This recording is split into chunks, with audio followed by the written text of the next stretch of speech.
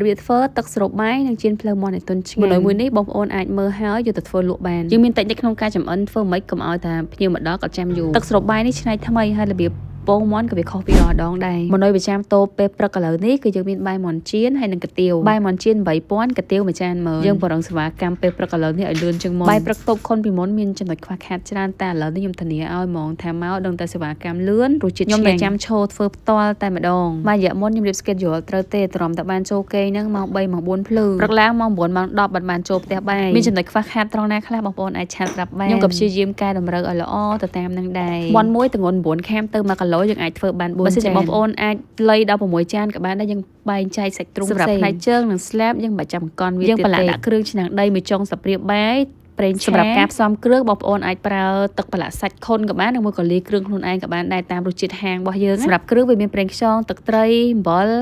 ហើយនឹងស្ករប៊ីចេងសម្រាប់គ្រឿងតុបខុនវិញយើងមានគ្រឿងឆ្នាំងដីនិងទឹកប្រឡាក់សាច់ទុកធ្វើបាយមាន់របស់យើងថ្ងៃនេះគ្រឿងខុនឥឡូវនេះកំពុងតែមានប្រូម៉ូសិនផងដែរបងប្អូនទិញអស់$30យើងមានថែមជូនទឹកភ្លាមម្ដងនិងហ្វ្រីសេវាដឹកផងដែរគ្រឿងអស់នឹងឲ្យបងប្អូនធ្វើម្ហូបញ៉ាំបានយ៉ាងងាយស្រួលមកទឹកប្រឡាក់សាច់ខុនម្ដបយើងបន្ថែមស្ករមួយលាបព្រាទៅលើហ្នឹងសម្រាប់មាន់ធ្វើស្អាតរួច4គីឡូបើមានពេលយើងធ្វើត្រៀមទុកប្រយុទ្ធមុនទៅសម្រាប់ទឹកស្រូបបាយវិញយើងធ្វើស្តៀងទឹកបៀកនំប៉័ងយកថ្លាមាន់ត្រាំជាមួយទឹកដោះគោស្រស់ហើយសាច់ជ្រូកលាយខ្លាញ់នេះក៏ច្រាំវាឲ្យរាងមាន់បន្តិចមកអត់ប្រើសាច់សុទ្ធទេយើងប្រើសាច់លាយខ្លាញ់ក៏បានសាច់3ជាន់ក៏បានដែរខ្ទឹមសលាយជាមួយនឹងខ្ទឹមបារាំងក៏ច្រាំវាឲ្យម៉ត់ចូលគ្នាទឹកស្រូបបាយនេះឆ្ងាញ់ណាស់ហើយទុកក្នុងទូត្រជាក់បានចូល3ថ្ងៃ4ថ្ងៃយើងប្រើខ្លាញ់យ៉ាងច្រើនរួចបំពងខ្ទឹមសនិងខ្ទឹមបារាំងនេះឲ្យឡើងឈ្ងុយខ្ញុំដាក់សាច់ជ្រូកក៏ច្រាំចូលសម្រាប់រសជាតិយើងរសជាតិស្រាលយើងដាក់ទឹកប្រឡាក់សាច់ចូល2សាព្រាបាយទៅបានដែរសម្រាប់មួយឆ្នាំងតូចបន្ថែមទឹកស៊ីអ៊ីវ1សាព្រាបាយរសជាតិទឹកស្រូបបាយរបស់យើងអត់ធ្វើផ្អែមណាបងប្អូនយើងធ្វើរៀងប្រៃឡំ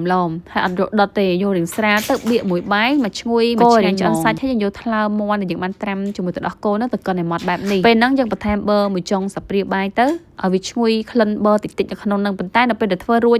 អត់ដឹងតែមានប៊ឺទេគ្រាន់តែវាឈ្ងុយទឹកយើងថែមទឹកស៊ុបកាទៀង1វែកទៅ2វែកតាមរាវឬខាប់ដែលយើងចង់បានបើធ្វើញ៉ាំនៅផ្ទះធម្មតាយើងប្រើទឹកជាជំនួសក៏បានដែរឆាមើលតាមអាសាច់ឆ្អិនល្អយើងបង់ទៅស្លឹកខ្ទឹមមកហើយទឹកស្រូបបាយរបស់យើងឡើងឈ្ងុយជាតិខ្ទិះល្អហ្មង